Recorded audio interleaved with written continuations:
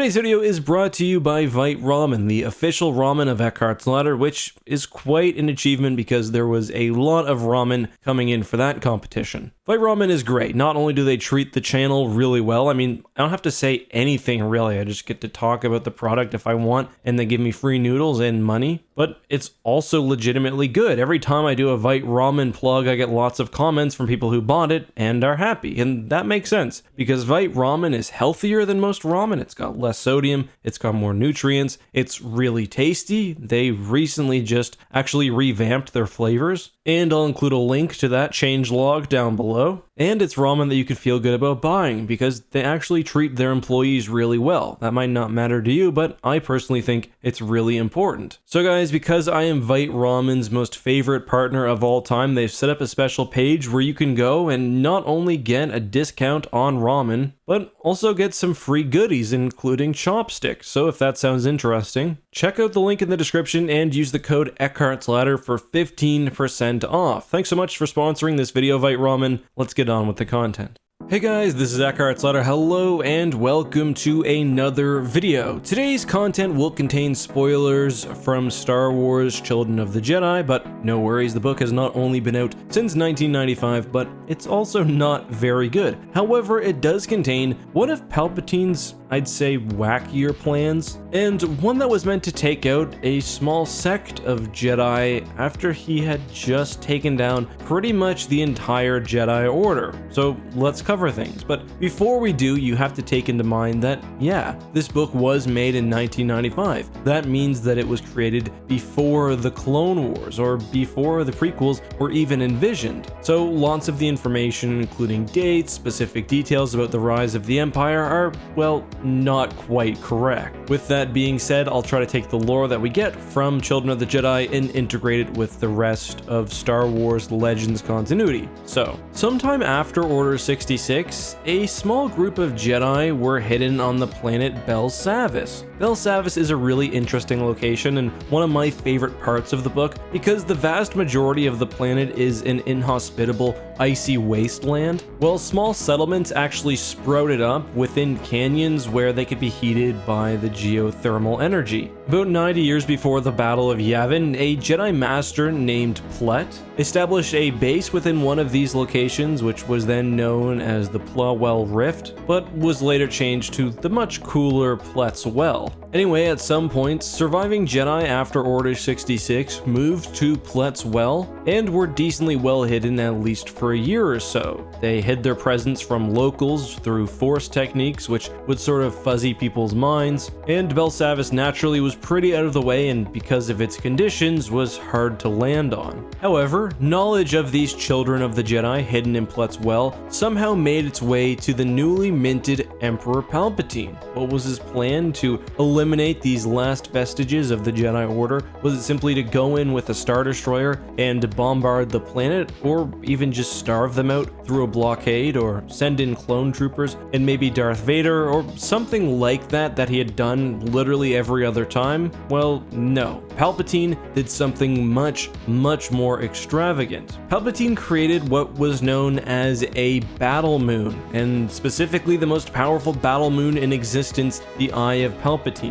Now, despite the fact that the Eye of Palpatine came very early in Imperial history, it was sometimes referred to as a go-between for torpedo spheres and the Death Star, which doesn't really make sense as they both came later. I've done an entire video on battle moons, but just generally, they don't possess the same offensive power as a Death Star, but could still obliterate entire planets. What's more, battle moons were larger than even the greatest Super Star Destroyers and could be hidden in plain sight. The Eye of Palpatine looked like an asteroid and could be remotely activated at basically a moment's notice. Palpatine commissioned the Eye of Palpatine. It was designed by many of the same people who would create the later Death Star, and it was very expensive. Not only was it gigantic, but it had a top-of-the-line artificial intelligence known as the Will. So you might think, okay, that alone is pretty extra. Palpatine somehow created a new type of super ship when he couldn't even reliably get passage for Super Star Destroyers through the Imperial Senate at that point. But oh, don't worry, it continues. For some reason, Palpatine's plan wasn't just to have the Battle Moon attack Belsavis, which it could have done really easily. Instead, he hid it in an asteroid field, then went on to basically establish a series of secret Imperial camps, with stormtroopers acting basically as sleeper cells. When the Eye of Palpatine was activated, it would go across the Outer Rim, it would pick up these troopers, and I guess they would help with the attack on Belsavis or wherever else. This part is really weird because, yeah, most of the stormtroopers were hidden on pretty out-of-the-way planets, but there was also some on Tatooine, for example. There was an entire legion there waiting to be picked up. I mean, Tatooine is out of the way, but people are going to notice the Stormtrooper Legion, and if they don't, they're at the very least going to notice the Legion being picked up by a massive Super Dreadnought. So, despite the fact that a single Star Destroyer alone would have handled this little Jedi enclave, and that a massive ship armed with pretty much unimaginable weaponry could have done so even easier, Palpatine still, I guess, wanted Stormtroopers around because maybe he wanted to make sure it was certain. I don't know why in that case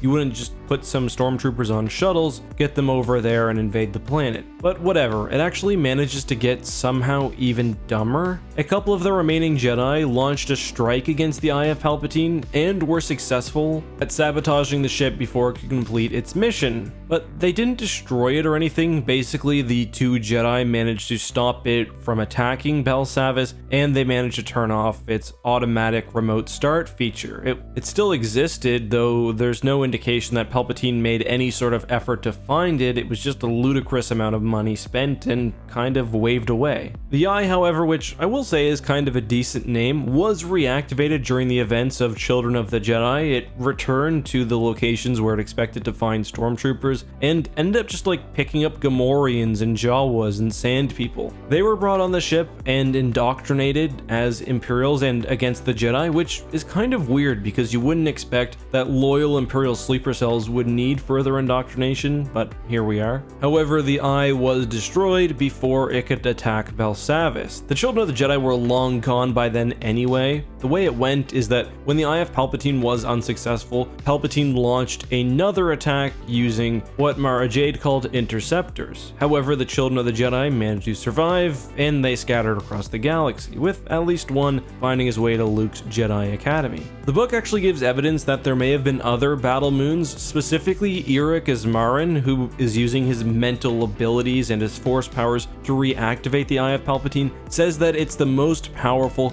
of the remaining battle moons, indicating that there may be remaining moons which are less powerful, and that there may have been other battle moons before which were as powerful, or perhaps even more so. But guys, that's all I have for today's video. Kind of a ridiculous topic from a ridiculous book. If you want to see our full discussion of Children of the Jedi, our being myself and Corey, you can check out the podcast. We did it live on his channel, but it will also be appearing on Spotify and other services. Just search TAPCAF Transmissions. That's TAPCAF Transmissions. Until next time though, guys, have a good one, be safe, and may the Force be with you.